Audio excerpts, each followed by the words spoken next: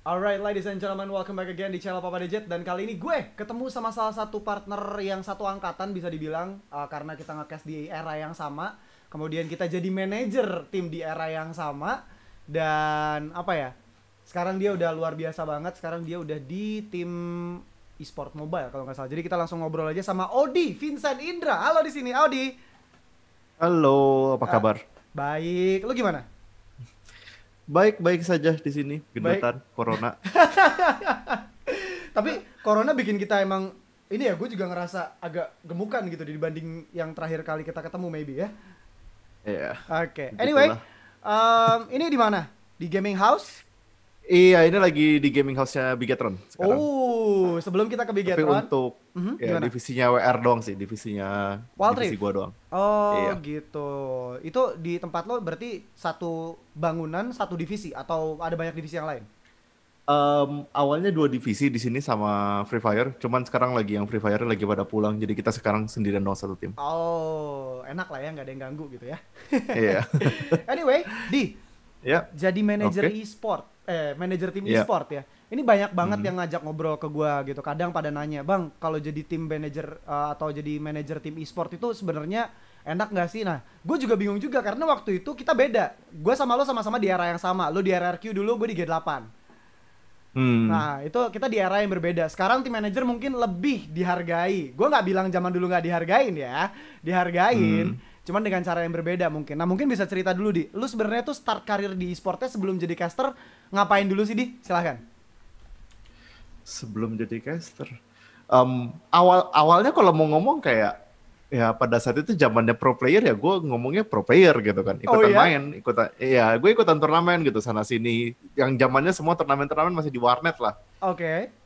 Itu gue sering ikut lah, itu zaman SMP SMA mungkin kalau nggak salah. Mhm. Nah terus ya karena sering datang ke warnet akhirnya kenal juga kan gamenya waktu itu Dota, Mhm. kenal juga sama anak-anak Dota lainnya, apalagi dulu warnet di mana gue main itu ya anak Dotanya jago-jago lah. Oke.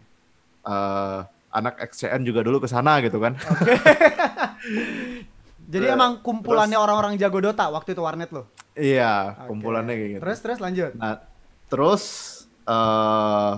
gue di sana itu ketemu si Farhan gitu, si Koala. Oke. Itu pertama kalinya. Jadi dia kayak emang langganan warnet sana, gue juga langganan warnet sana. Ketemu, main bareng jadi teman gitu kan. Oke. Jadi teman terus, dan ya di sana gue kenal lama lah sama dia, Mhm. sampai kayak kita fast forward ke 2013 di mana dia kayak mulai lagi gitu kan karirnya di Dota 2, ganti Mhm. game, dan dia nanya kayak ngajak tolong bantuin lah gitu ngurusin tim aja gitu kan, nggak ngapa-ngapain soalnya nggak ada yang ngurusin soalnya waktu itu masih kayak setengah-setengah profesional niat. nggak profesional ya, setengah niat gitu kan, Oke. kayak organisasinya niat.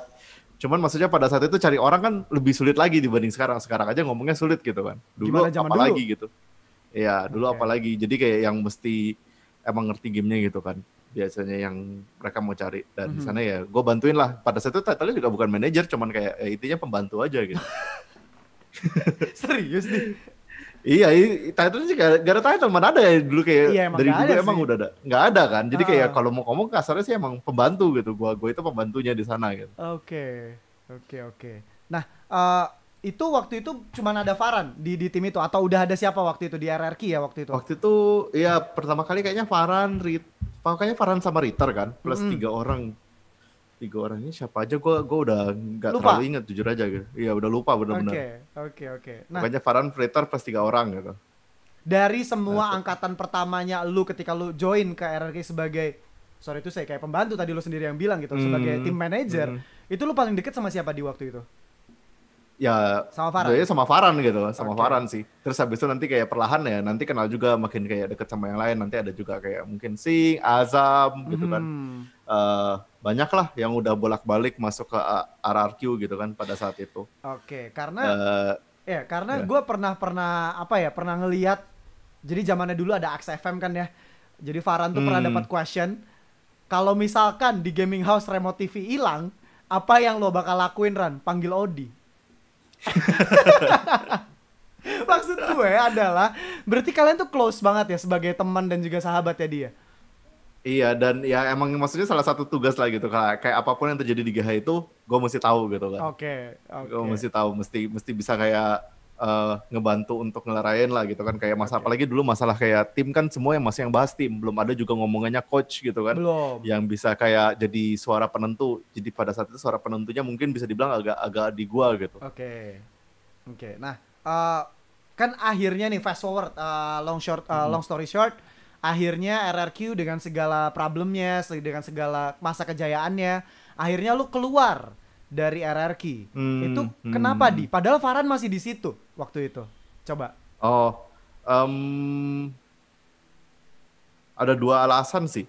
Kayak salah satunya adalah tentu saja ada daerah yang lebih bagus pada saat itu Mineski gitu kan. Mhm. Mineski mereka baru bangun di Indonesia, looks like good opportunity gitu Ya, kan. ha? Kenapa nggak diambil? Yang lainnya mungkin kayak pada saat itu agak bosan kali di RRQ. Soalnya kan ya sama kita di Dota qualifier kalah terus habis itu juara di Indo bantai-bantai anak Indo cuman masuk saya buat kalah lagi gitu kan kayak ya udah di sana-sana aja terus gitu kan. Oke.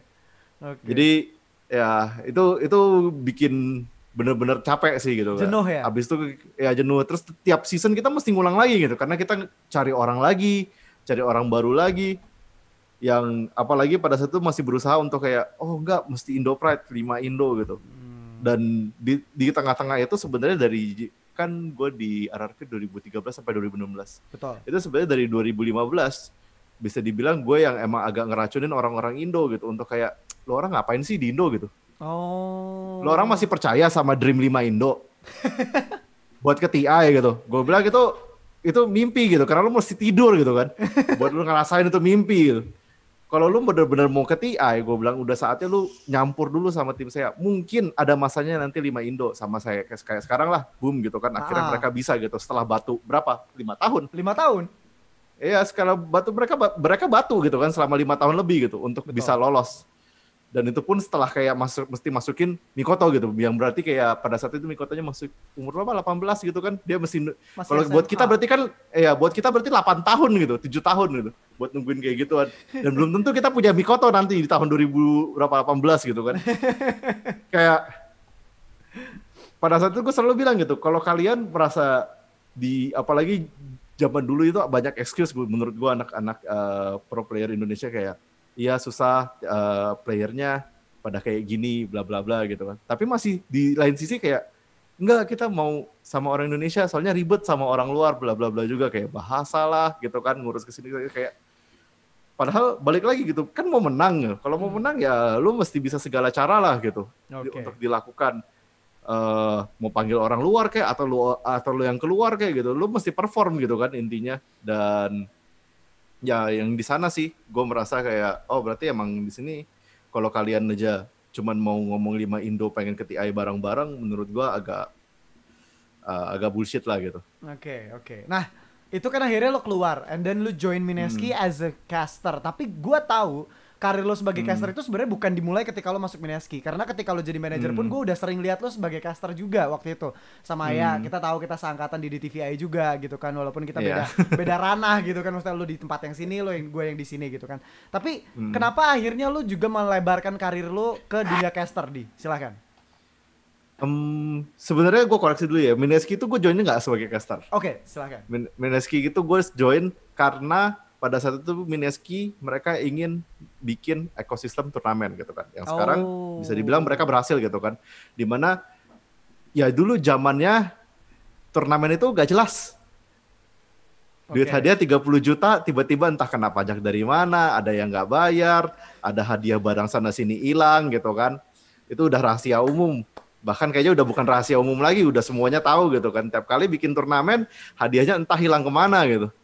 Nah itu kayak ya sebagai yang gue juga dulu mantan player, terus habis itu kok Agus juga yang bangun Mineski, apalagi bener-bener mantan pro player gitu kan, dia juga bahkan nge-coach RRQ dan sebagainya. Dia udah tahu lah kayak maksudnya Indonesia itu terlalu korup gitu kan untuk segi dari turnamen organizernya.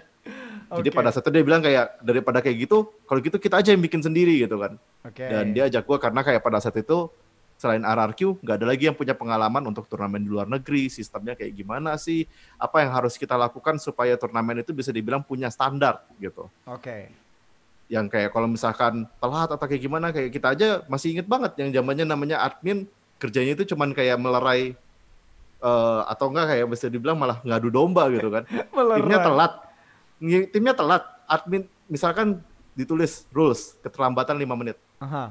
Timnya habis itu diskualifikasi, timnya Aha. terlambat 6 menit gitu kan. Aha. Gue nanya dong sebagai manajer RRQ gitu kan, kayak itu timnya telat 6 menit nggak di-dis. Adminnya malah nanya balik, kalian masih mau main nggak gitu kayak, Lah, hah? Kan tugas lu gitu loh untuk kayak menegakkan rules gitu kan. Tugas lu itu menegakkan rules gitu. Kenapa lu nanya gua? Kalau lu nanya gua ya gua bilang gua nggak mau main gitu. Kalau gua bilang lu nggak mau main, tim sebelah emang jawab nangkepnya apa? Pasti kayak wah anjing nih RRQ gitu kan. Pengajar nggak mau main kayak makanya gue bilang juga emang standar-standar kayak gitulah yang benar-benar salah satu contohnya yang bikin gue merasa kayak ya turnamen di Indo itu bakal dipandang sebelah mata kalau kayak gitu kayak semuanya nggak punya kepastian dan karena kayak gitu kalau Agus tahu gue orangnya kayak juga keras gitu ya akhirnya join. Dia bilang katanya ya join aja gitu kayak kita bikin ekosistem yang bagus yang bener katanya di Indonesia. Gue bilang oke gitu. Dan di saat itu ya balik ke casternya lagi, emang kalau ngomong casterin itu gue juga dibantu sama si Farhan juga gitu. Pokoknya karir gue di esports itu semuanya dibantu Koala lah. Kalau nggak ada dia kayaknya gue nggak bakal sebenarnya karir di esports gitu. Kenapa? Kok bisa kayak gitu di? Kayak jadi kan si Koala itu bisa dibilang kayak ikonnya lah di Indo pada saat itu gitu kan. Dia yang benar-benar superstarnya dari XCN, Fnatic dan sebagainya. Dan pada saat itu dia yang kenal Yudi. Dia yang kenal Justin Case. Sama Yota juga dia yang kenal. Especially mungkin sama Yota dia kayaknya kenal deket deh. Ya. Ya kan?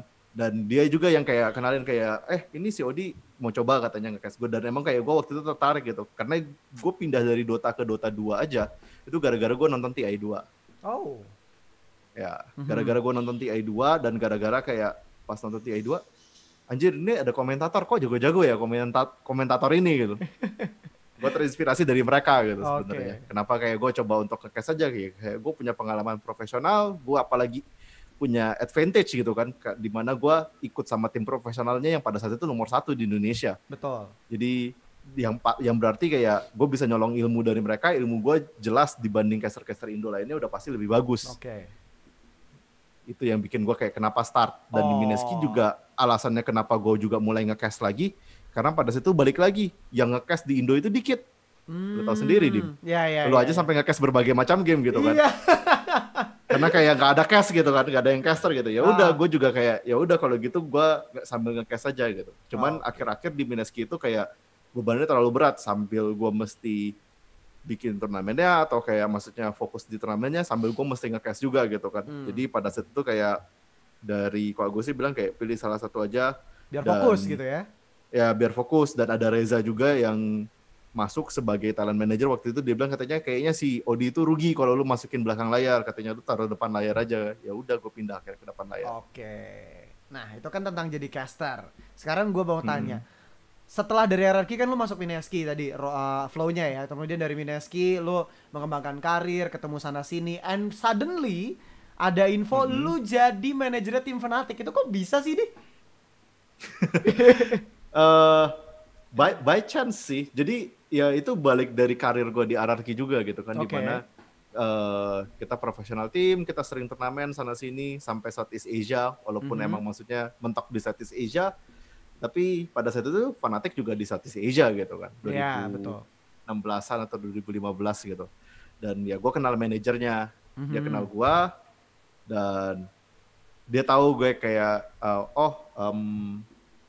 dia di Mineski sebagai caster nih gitu kan. Dan dia sendiri pengen naik pangkat pada saat itu. Dia mau jadi tim directornya gitu.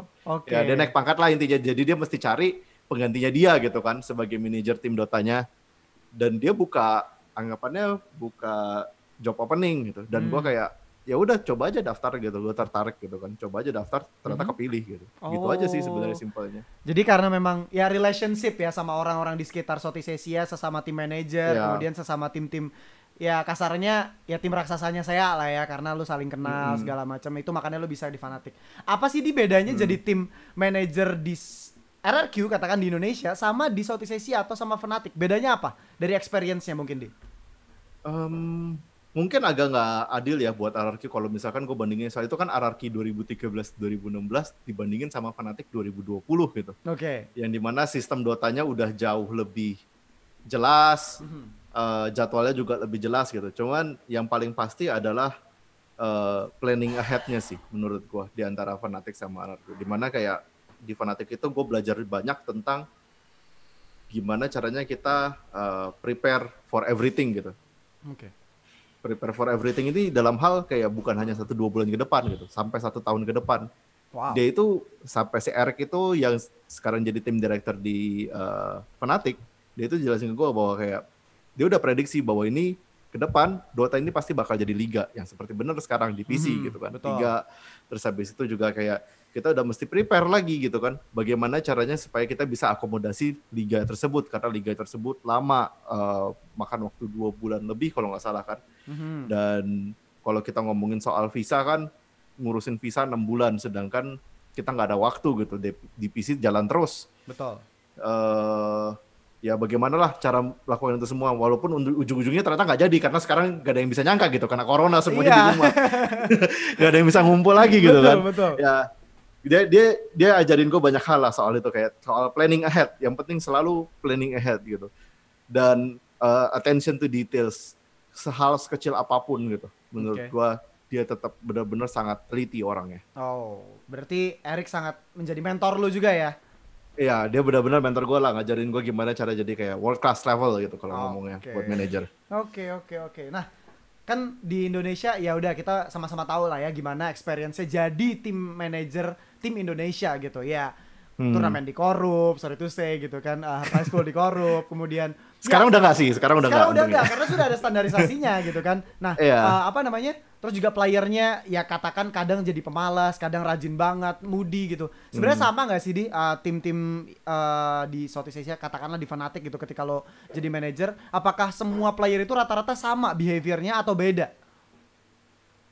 Behaviornya bisa dibilang professional player ini behaviornya sangat beda-beda ya. Khususnya di Fnatic yang gue alamin pada saat itu. Ada SSIs, DJ, Moon, Jab, sama 23 Savage kan. Betul. Itu benar-benar 5 orang yang sangat berbeda. Bahkan termasuk coachnya Pete itu sangat berbeda. Dan itu juga pertama kali gue ngalamin benar-benar 6 orang yang benar-benar personalitinya sama-sama kuat, tapi benar-benar beda-beda banget. Oke. Itu itu bukan agak lagi, itu sulit banget. Itu benar-benar tantangan terbesar sih. Iya, sulit dalam artian untuk menggabungkan mereka sebagai satu whole team atau gimana di? Iya, dalam hal itu gitu. Kayak maksudnya kita ngomong ya udah biasa lah namanya tim, nggak hanya inside the game, outside the game kita juga mesti ada tim practice gitu kan, ada tim bonding dan sebagainya. Nggak bakal bisa gitu. Mereka itu benar-benar mereka bisa dibilang profesional yang sesungguhnya gitu. Dimana ya gue nge-tim sama lu, gue main sama lu. Tapi outside of that, gue bukan berarti teman lu. Wow. Ya. Kalau kita di Indonesia enggak dong. Di Indonesia itu kan betul. Semua sahabat bergandengan tangan, kita bakal ke TI bareng-bareng dan sebagainya gitu kan. Bahkan gue yakin di Boom pun agak sedikit itu. We are family gitu kan. Iya, terbukti loh kalau di Boom menurut gue. Karena ketika mereka kehilangan satu player yang sudah bermain bersama, diganti sama yang baru, nggak lama loh. Cuman 4 game loh, Di. 4 game loh, Di, karena dirasa nggak cocok. Ya, oke, ya lanjut, itu mereka berusaha untuk profesional juga gitu kan di saat itu gitu. Kita sebelum jadi family mereka bakal profesional dulu, tapi begitu udah kayak lewat masa profesional ya mereka bakal kayak enggak ini orang masih bisa dibantu gitu kan. Sampai di saat akhir mungkin bisa dibilang Dreamwatcher juga kayak gitu. Kalau kita mau ngomongin soal hujatan yang dikasih ke Dreamwatcher itu sebenarnya udah 1 tahun lebih lama daripada yang kita lihat. Betul, gitu kan. Betul. Dan mereka sampai masih keep setahun menurut gue itu karena mereka masih percaya sama Dreamwatcher, masih kayak ya itu family time gitu. Itu bukan professional time. Professional time ketika itu udah 2-3 bulan ya udah, gitu. Ya 2-3 bulan setelah itu udah di-cut gitu. Dan itu yang kayak sistem di Fnatic gitu. Makanya kayak kalian sering lihat khususnya setelah gue keluar banyak banget pergantian pemain sana sini gitu kan. Betul. Ya itu karena hal itu sih. Walaupun bisa dibilang mungkin nggak sampai sekasar, maksudnya begitu lu nggak perform langsung hari cut gitu kan, nggak kayak gitu juga. Lebih dikasih kesempatan mungkin ya. Ada kesempatan tapi benar-benar hanya sekali gitu. Oke. Nah, dan timnya itu benar-benar demanding lah. Timnya itu player-playernya itu demanding semuanya, kayak gue pengen lu ngeliat best performance, nggak pernah 120% gitu, nggak boleh di bawah. Selalu kayak gitu. Oke. Nah, itu kan tentang tim Dota. Nah, masalahnya, lu tadi bilang di awal obrolan kita, lu lagi di gaming house Bigetron. Bigetron kita tahu tim dengan segala gudang prestasi di mobile. Ini apa yang membuat lu akhirnya move to mobile, bukan division, maksudnya mobile organization team. I mean, lu di RRQ as a PC team manager, di Fnatic as a PC team manager, especially Dota. And then lu balik ke Indonesia, waktu itu sempat nge-cast di WXC Indonesia beberapa saat, kemudian akhirnya lu keluar dari WXC and then join ke Bigetron sebagai tim manager mobile games, which is itu Wild Rift-nya Bigetron. Kenapa silakan. Jadi awalnya ya kenapa gue keluar Fnatic itu juga karena corona kan. Awalnya itu gue di sana itu masuk buat gantiin si Eric yang beban kerjanya makin besar. Oke. Karena dia mesti bikin planning expansion kan buat di Southeast Asia khususnya buat Fnatic gitu. Tapi karena corona semuanya ke-hold, yang berarti dia mesti balik juga ke job lamanya dan berarti nggak ada space buat gue. Makanya gue di-cut. Itu alasannya. Bagi yang nanya kenapa, banyak yang sering nanya kan kayak kenapa keluar Fnatic gitu. Gue nggak keluar, gue dipecat. Ya bener sih. Nggak, gue dipecat gitu kan. Oke. Tapi itu bukan kayak pemecatan yang kayak karena gue nggak perform atau gimana. Emang situation. Nggak ada situation gitu, nggak ada kerjaan gitu kan. Ya seperti orang yang kena corona lah, banyak kan yang kehilangan kerjaan. Salah satunya. Nah pada saat itu kayak gue udah nyari offer gitu, banyak offer sebenarnya. Beberapa tim, tapi semuanya buat ML. Bisa dibilang MPL teams gitu kan, banyak yang nawarin. Entah jadi manager, coaching, performance coach, apapun itu gitu. Banyak yang menawarkan. Cuman gue di ML itu nggak srek lah. Bener-bener kayak I think it's not my game. Gitu kan. It's not my game, it's not my passion gitu. Dan gue kerja di sports itu udah passion. Jadi kayak kalau misalkan udah passion ujung-ujungnya kayak buat kerja lagi, buat apa gitu. Kalau gue pikirannya. Jadi kayak pada saat itu tuh karena gue ngeliatnya semua ML, gue tolak semua. Makanya gue ke WXC itu sebenarnya juga nggak join, stand-standin doang, diajakin sama Yudi. Daripada lu nggak ngapa-ngapain, katanya nge-cast aja sini, temenin. Mereka semua kan solo caster gitu, bosen-bosen ya udah, gue temenin gitu. Kadang-kadang 1-2 kali. Enggak 1-2 kali sih, banyak ya. Banyak gitu kan. Lumayan banyak gitu ya. Di sana gue mulai itu. Lanjut. Terus tiba-tiba gue liat nih ada Wild Rift gitu kan, keluar di bulan apa tuh, Oktober something. Ya pokoknya bulan 9, bulan 10 lah, pokoknya ada Wild Rift. Terus ya di tengah-tengah itu kan Riot, kita semua nonton Riot lah. Game kita semua Dota, tapi kita semua nonton Opening Worlds. Pasti, bagus. Pasti gitu kan. Dan kayak gue ngelihat Riot itu sebagai salah satu company yang bener-bener take care gamenya. Nggak seperti Valve, maaf aja gitu. Dan pada saat itu gue dengar Wild Rift sama Valorant, yang 2 game yang dia keluarin itu katanya bakal di take care langsung sama Riot. Bukan Garena, bukan siapapun gitu kan. Jadi gue kayak, menarik nih gitu kan. Gue pengen coba. Dan itu pun, gue sebenarnya nggak ada niatan jadi team manager. Gue itu kayak di Wild Rift itu kayak, gue coba cast aja gamenya Wild Rift gitu kan. Nggak ada caster Wild Rift, gue coba aja gitu kan. Gue nanya-nanya sama Bigetron, karena gue tahu Bigetron itu satu-satunya yang dari sesepuh LGS lama League of Legends, hanya Bigetron yang tersisa gitu kan. Karena mereka pindah ke mobile games. Gue nanya ke ownernya, nanya ke itu, terus habis itu dia bilang katanya gue lagi bikin tim LoL WR nih, lo mau jadi manajernya aja nggak? Kayak gitu. Terus ya gue pikir-pikir lah 1-2 hari kayak, ya boleh juga gitu kan. LoL WR belum ada komunitasnya, kita lihat orangnya kayak gimana, apalagi maksudnya udah pasti tuh kayak LoL WR itu orang-orang yang datang itu dari LoL PC gitu. Yang menurut gue lebih punya tata krama lah sebagai manusia gitu dibanding mobile games bocil-bocil gitu kan. Jadi di sana kayak boleh lah gue coba. Selain itu gue bisa buat sesuatu lah di sini, bisa dibilang kayak maksudnya gue bisa bangun sesuatu. Di ML itu gue nggak bisa bangun apa-apa. MPL udah established. Player semua udah established, tim udah established. Gue cuma bisa ngikutin mereka gitu kan. Kalau misalkan nggak setuju sama gue yang dibuang, bukan mereka yang bakal berubah gitu. Iya kan, jadi kayak gue berasa kayaknya nggak bakal cocok kalau misalkan gue mau berantem di ML, pasti gue yang dibuang gitu. Gue nggak punya power di sana. Jadi ya udah gue kayak coba aja kalau gitu Wild Rift gitu, dan kayak gue dengar katanya tim Begaton kuat, ya udah gue coba sekalian gue menerapkan apa yang udah gue pelajarin di Fnatic, apakah bisa berguna di Indonesia khususnya gitu kan. Oke. Untuk World Level, dan tampaknya efektif sih menurut So gue. far Kita efektif, ya? lumayan so far efektif, kita lumayan naik gitu kan, nggak susah-susah banget lah lawan Indonesia. Tapi emang kalau mau ngomong sombong sih, emang clean record gue di Indonesia gue nggak pernah kalah gitu. Oh, untuk Wild Rift ya, untuk Wild Rift ya. Nggak hanya untuk Wild Rift, dari Dota juga kayak zaman gue di RRQ gue nggak pernah kalah. Bener juga. Maksudnya ada lah, kalah 1-2 kali gitu lawan The Prime pada saat itu yang lagi naik, lawan Garuda Kanaya juga yang lagi ngalahin lo naik. ya. Garuda ngalahin Ya, lo juga. Garuda juga. Tapi overall itu Ya. dinastinya RRQ Betul, betul. gitu kan. Betul. Pada saat gue masuk ke Fnatic-nya aja juara. Sebelum Ya. 2015 emang lu kira mereka pernah juara? Nggak pernah. Susah ya, susah. Jadi bisa dibilang lo ini lucky charm ya, bisa dibilang ya. Iya. Oke. Mau ngomong lebih gilanya lagi, di Mineski gue nggak ngapa-ngapain, nge-cast doang. Tim Mineski-nya juara dunia. Ya, Bener juga, bener juga, bener juga. Tapi ya dia orang di luar sana tetap memandang, sorry to say, ini bahkan bukan sebelah mata lagi, ini kayak tinggal seperempat mata doang tentang jabatan seorang tim manajer. Menurut lu yang sudah makan asam garam dunia permanajeran tim e-sport, sebenarnya penting nggak sih? Gue tanya dulu, penting apa nggak sih di mata seorang, ataupun bukan seorang sih, di mata halayak ramai peran seorang tim manajer? Silahkan Odi. menurut gue soalnya agak susah ya, soalnya peran tim manajer itu kalau bener nggak bakal kelihatan, kalau salah baru kelihatan. Oh, kenapa kayak Kalau gitu? bener, soalnya kalau bener itu semuanya ya berjalan seperti semestinya gitu.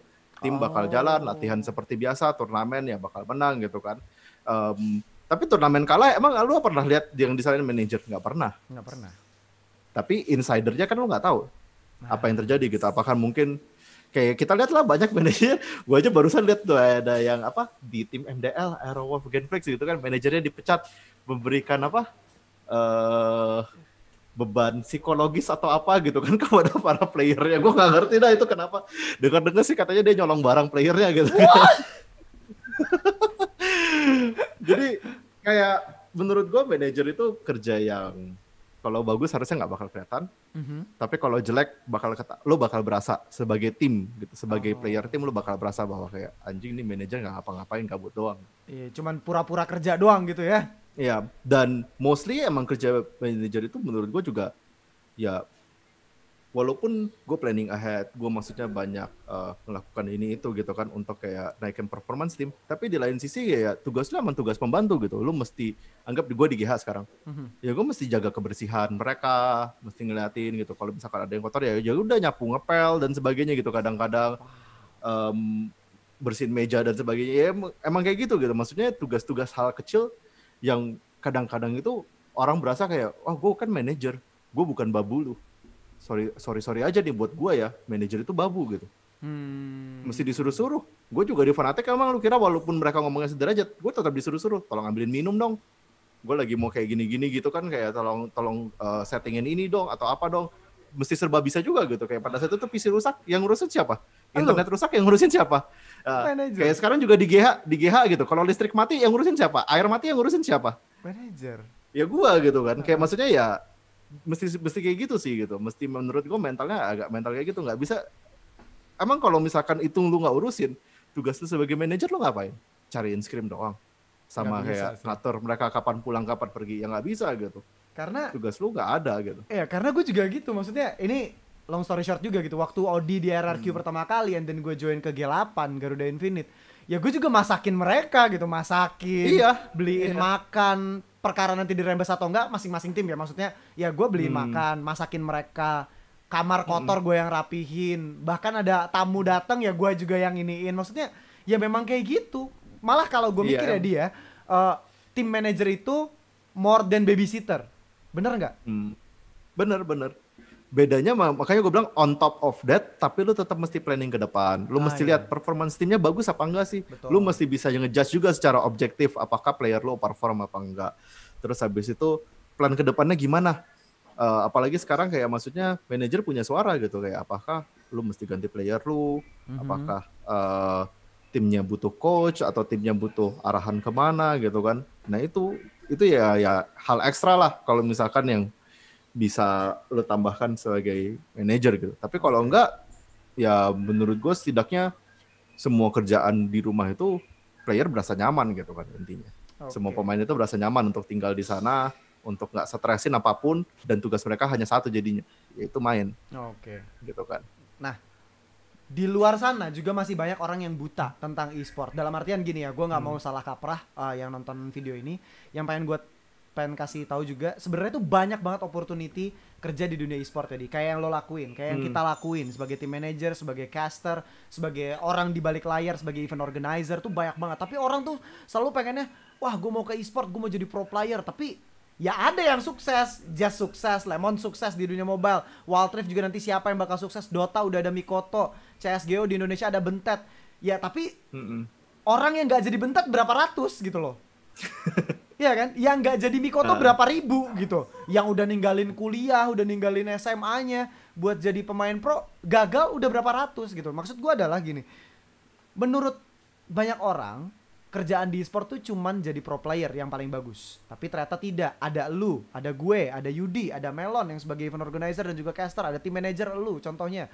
Nah, apakah sebenarnya team manager ini masih tidak dianggap sebagai job opportunity sama orang yang mau ke dunia e-sport karena terlalu, sorry to say, rendah untuk orang yang awam menurut gue kerjaannya, karena tadi lo bilang juga sampai harus disuruh-suruh, ngepel, nyapu, mau ngambilin minum.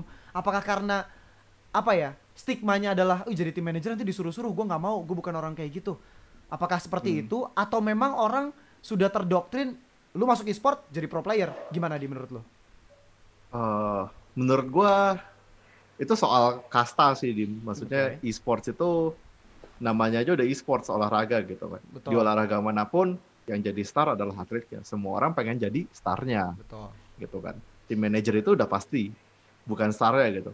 Caster juga udah pasti bukan starnya. Walaupun mungkin mereka jadi sidekick lah. Betul. Kita kayak sekarang nonton turnamen, kalau cuma nonton timnya doang nggak ada casternya, nggak seru gitu. Basi.